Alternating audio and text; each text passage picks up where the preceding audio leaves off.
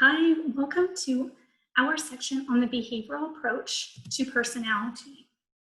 The behaviors argue that there was no room in the study of psychology for unobservable mental processes such as choice, decision-making, and free will.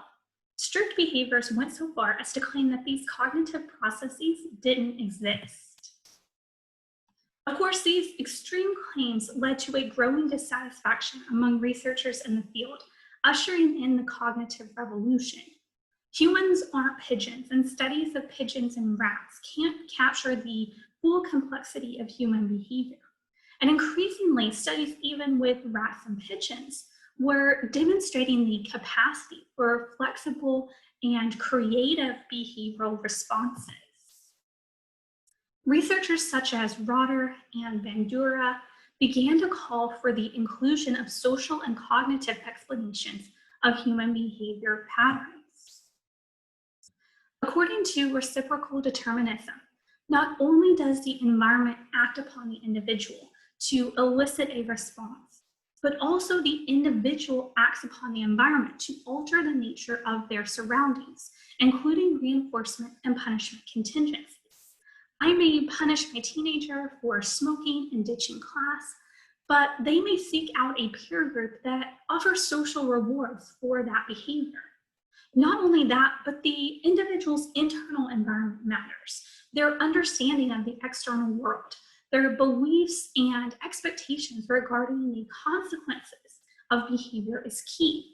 I may be unmotivated to engage in a behavior if I don't value the reward or if I expect that behavior will not be rewarded, regardless of whether or not that's actually the case.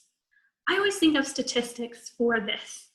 For years, I adamantly refused to teach stats. I said, that sounds awful. I don't want to teach that. But finally, they broke me down and I agreed to teach the class. And turns out I love it. It's the most rewarding class to teach.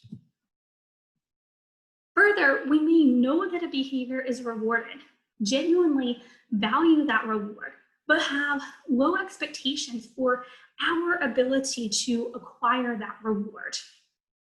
For instance, I know that people win the lottery and I would love $1 million, but I don't have high expectations that buying a lottery ticket will result in me winning. I know that the odds of actually winning are quite low, and so I'm unmotivated to purchase a ticket. These expectations can be more personal as well. So it would be cool to tell people that I've climbed to the top of Mount Everest. That's an amazing accomplishment. And it would be nice for people to think that I'm brave and tough, but I know that would never happen for me. Some people may climb Mount Everest, but physically, biologically, I'm not one of them. I would give myself a 0% chance of surviving that. So we have expectations about rewards and punishments and expectations about our own ability to achieve those awards or the likelihood that we will actually experience punishment.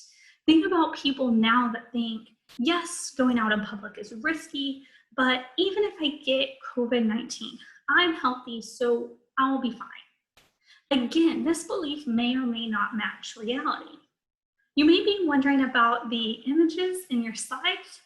My best friend and I went to South Korea to teach English. As part of the program, they wanted teachers to experience Korean culture, and the program would pay for culturally relevant lessons. You could pick either Korean drums or Taekwondo lessons. My friend wanted to do drums, but I was set on Taekwondo. I thought, this is going to be so cool. And my friend thought that we were too old to start Taekwondo. So we're put in a class of 8-year-olds and I shatter my ankle in the second week, every bone. So my expectations regarding my ability, the rewards of this activity, and the likelihood of punishment for this decision were way off. It was a valuable lesson. Read about internal versus external locus of control. I tend to have an internal locus of control, so I know that my broken ankle was the result of my own arrogance and poor decisions. However, it's important to note that the population in general is becoming increasingly high in external locus of control, likely due to environmental factors such as access to 24/7 news media, increased rates of natural disasters, and media coverage of high-profile corruption. So check out the locus of control activity, and we will meet to discuss your scores and your thoughts about this theory.